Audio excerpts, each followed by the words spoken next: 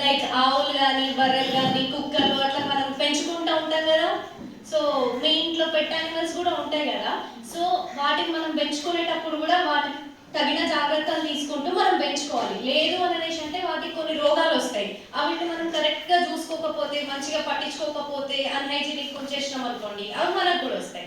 So అట్లాంటి దాంట్లో first important disease ఏమొచ్చేసి రేబీస్. సో ఇది రేబీస్ మెయిన్గా కుక్కల ద్వారా వస్తుంది. కుక్కలు కానీ ఇట్లా బయట తోడేళ్ళు కానీ నక్కలు కానీ అట్లా అవి కూడా అడవుల ఏరియాలలో ఉంటాయి కదా. సో అట్లాంటి యానిమల్స్ ద్వారా వస్తాయి అన్నమాట. సో మెయిన్గా ఏంటిది అనేసి అంటే పిచ్చి కుక్కలు రోడ్డు మీద తిరుగుతూ ఉంటాయి కదా. అది ఎప్పుడైనా ఒకవేళ అన్ఫార్చునేట్లీ మనకు కరిచింది అనుకోండి, కరిచినప్పుడు ఏమవుతుంది అనేసి అంటే దాని లాలాజలం సలైవా ఉంటుంది కదా, దాని లోపల వైరస్ ఉంటుంది. ఈ వైరస్ పేరు ఏంటిది అంటే లిసా వైరస్. సో ఈ వైరస్ ఏమైతే మనకి ఎప్పుడైతే కరుస్తుందో అది మన నరాల లోపలికి కానీ మజిల్ లోపలికి కానీ ఇంజెక్ట్ అవుతుంది.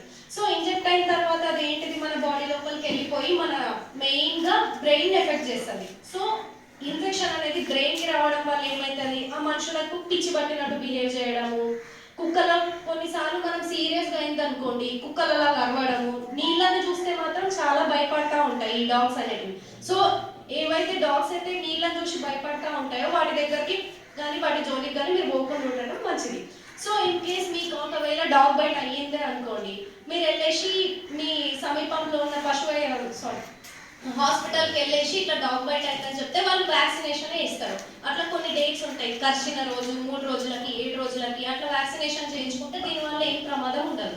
ఇన్ కేస్ చేయించుకోకపోతే మాత్రం ఏమవుతుంది అంటే అది వ్యాధి ముదిరిపోయింది అనుకోండి, ఇంకా ప్రాణాలను కూడా కాపాడలేము అన్నట్టు. సో కుక్కలని మాత్రం చాలా జాగ్రత్తగా చూసుకోండి. ఇన్ కేస్ కుక్కల్లో కూడా మీకు ఇట్లాంటి లక్షణాలు కనిపిస్తే మాత్రం ఇంట్లో ఉన్న వాళ్ళందరూ కూడా టీకాలు వేయించుకోవాలి, సరేనా. సో సెకండ్ డిసీజ్ ఏమొచ్చేసి సాల్మోనెల్లోసిస్. సాల్మోనెల్లోసిస్ అంటే ఏంటంటే ఒక బ్యాక్టీరియా. సో దీంతో మనకు వచ్చే జ్వరం పేరు ఏంటిది అంటే టైఫాయిడ్. మీకు ఎవరికైనా ఒకళ్ళకి ఇప్పటివరకైనా వచ్చేసి ఉంటుంది కదా. సో ఇది దేని వల్ల వస్తుంది అనేసి అంటే మనము తింటా ఉంటాం, ఫుడ్ తింటా ఉంటాం, అంతా మనం మంచిగా చూసుకోకుండా కంటామినేటెడ్ అయిపోయి ఉంటుంది అనుకోండి. అంటే పరిశుభ్రంగా చేసుకోకపోవడం వల్ల, డస్ట్ అవన్నీ అట్లా పడడం వల్ల, ఈవెన్ ఈగల వల్ల కూడా ఈ మనం ఏవైతే ఫుడ్ ఐటమ్స్ తింటామో దాని మీదకి వచ్చే ఛాన్సెస్ ఉంటాయి. సో మనం అట్లా ఫుడ్ తీసుకున్నప్పుడు అవి ఏమైతే అంటే మన కడుపు లోపలికి వెళ్ళిపోయిన తర్వాత అది మనకి ఇన్ఫెక్షన్ని క్రియేట్ చేస్తాయి. వామిటింగ్స్ అవ్వడం, మోషన్స్ అవ్వడము అట్లాంటివి వచ్చే ఛాన్సెస్ కూడా ఉంటాయి. ఇది కూడా ఒక మనిషి నుంచి ఇంకొక మనిషికి వచ్చే ఛాన్సెస్ కూడా బాగానే ఉంటాయి. సో ఇట్లా లక్షణాలు కనిపించినప్పుడు కూడా మీరు హాస్పిటల్కి వెళ్ళి చెక్ చేయించుకోవాలి. ఒక బ్లడ్ టెస్ట్ చేస్తారు, దాన్ని వైడాల్ టెస్ట్ అంటారు. సో వెళ్తాం కదా, మళ్ళీ మనం కలిసింది అనుకోండి, ముట్టుకుంది అనుకోండి, అది మనకు వస్తుంది. సో కోతుల నుంచి కూడా ఈ రేబీస్ వ్యాధి అనేది మనకు సంక్రమిస్తుంది. అందుకని చాలా జాగ్రత్తగా ఉండాలి. కోతి ఒకవేళ మనల్ని గోరుతో గీసినా, కరిచినా, పండితో కరిచినా, ఏం చేసినా కూడా డెఫినెట్ గా మీరు వ్యాక్సిన్ తీసుకోవాలి. కోతి కదా, కుక్క కాస్త తీసుకోవాలి కావచ్చు, కోతికి ఏం కాదనుకోవద్దు. కోతి నుంచి కూడా మనకి ఇదే సంక్రమిస్తుంది. సో జాగ్రత్తగా ఉండాలి. ఎందుకంటే మీరు కోతులతో రెగ్యులర్ గా వస్తూనే ఉంటాయి కోతులు ఊర్లోకి. అవి కలిసినప్పుడు డాక్టర్ దగ్గరికి వెళ్తే వ్యాక్సిన్ ఇస్తారు. ఓకేనా? ఓకే, ఎనీ డౌట్స్ ఉన్నాయా పిల్లలు? ఏమైనా ఏం డౌట్స్ లేవు. ఇప్పుడు వెళ్ళి లంచ్ చేస్తారా? వెళ్ళి కూడా చూసారా? So thank you very much doctor Vaishnavi, doctor Madhulika, మంచి విషయాలు మీకు చెప్పారు. అలాగే మనకి టైం ఇచ్చినందుకు డాక్టర్ మేడం గారికి, సార్ వాళ్ళందరికీ కూడా ప్రత్యేక thank you madam, thank you very much. అలాగే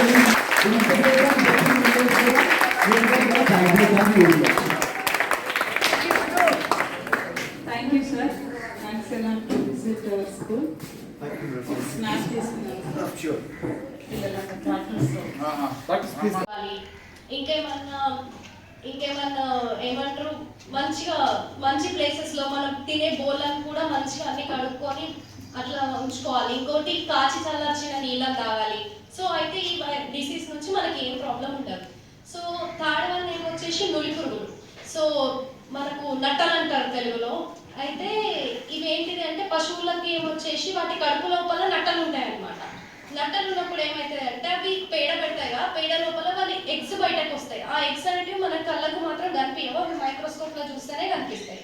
సో మన ఇంట్లో జనరల్గా పిడకలు కొడుతూ ఉంటారు కదా, అట్లా పిడకలు కొట్టినప్పుడు ఏమవుతా ఉంటుంది, మనం సరిగ్గా హ్యాండ్స్ వాష్ చేసుకోకపోయినా మన నెయిల్స్ లోపల ఇరుక్కున్న గోర్లు మాత్రం అందుకే ఎక్కువ పెంచుకోకూడదు.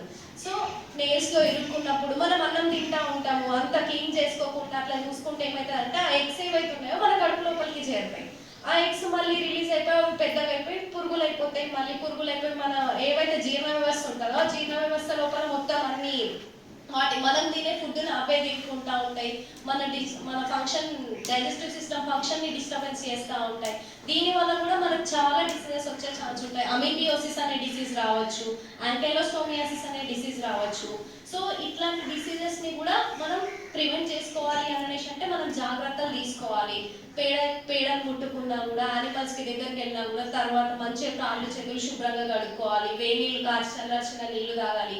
యానిమల్స్ని కూడా ఫ్రీక్వెంట్గా మంచిగా క్లీన్ చేసుకుంటూ ఉండాలి, పేడను క్లీన్ చేసుకుంటూ ఉండాలి. ఇట్లాంటివన్నీ చేస్తే మనకు జూనోటిక్ డిసీజెస్ అనేటివి రావు. ఇంకొకటి చిన్నపిల్లలు మీరు బాగా ఏమంటారు మట్టి లోపల ఆడుకుంటూ ఉంటారు. సో ఈ మట్టి లోపల ఆడుకున్నప్పుడు ఏమవుతుంది మనకు చిన్న చిన్న దెబ్బలు తగులుతాయి. దెబ్బలు తగిలినప్పుడు ఏమవుతుంది అంటే ఆ మట్టి లోపల కొన్నిసార్లు క్లాస్ట్రీడియం టెటనీ అనే ఒక బ్యాక్టీరియా ఉంటుంది. దాని యొక్క స్పోర్స్ ఉంటాయి. ఆ స్పోర్స్ ఏంటిదంటే మట్టి లోపల కొన్ని సంవత్సరాల వరకు కూడా అట్లానే ఉండగలుగుతాయి. సో అవి ఏమైతాయి అనేసి అంటే మనకి ఎప్పుడైతే దెబ్బలు కాకుంటాయో ఆ దెబ్బల లోపల నుంచి డైరెక్ట్ మన బాడీ లోపలికి వెళ్ళిపోయే ఛాన్సెస్ ఉంటాయి. దానివల్ల మనకి ధనుర్వాతం అనే ఒక వ్యాధి వస్తుంది. అంటే మీకు ఇట్లా బాణం లాగా వంగిపోయి ఉంటుంది తెలుసు కదా. సో అట్లాంటివి రాకుండా ఉండడానికి కూడా మనకి ఎప్పుడైనా దెబ్బలు తాకినా కూడా అట్లాంటివి కట్టుకోవడం కానీ ఫస్ట్ ఎయిడ్ చేసుకోవడం కానీ అట్లాంటివి చేసుకోవాలి.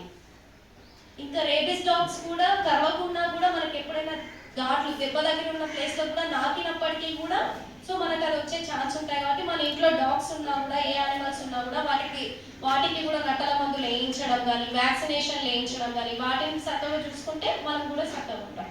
Thank you.